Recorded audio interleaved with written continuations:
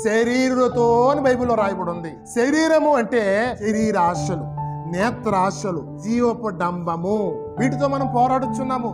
మరి లోకములో ఉన్నదంతయు శరీరాశ, నేత్రాశ, జీవపు డంబము, వీటితో మనం పోరాడుతున్నాము. మనము జయించామనడానికి సరిపోదు, మనము జయించామనడానికి లోకాన్ని మనం జయించాలి. లోకమును జయించిన విజయమే మన విశ్వాసం అని యోహాను రాస్తున్నాడు. లోకాన్ని జయించాలి, మనము లోకాశలను జయించాలి. ఇది చూడండి, సేవకులుగా సంఘాలుగా జయించక ఇవాళ అపవాది ఏం చేసాడు? వాళ్ళని చిత్తులుగా చేసి ఆకాశంలో పాడేస్తున్నాడు. ఇవాళ ధనాపేక్షలో పాడేస్తున్నాడు. ఇవాళ చూసింది కంటికి మరి చూపైంది, ఇంపయింది, ఇంపుగా కనిపించిందంట అవ్వమ్మకి, రమ్యమైనదిగా కనిపించిందంట.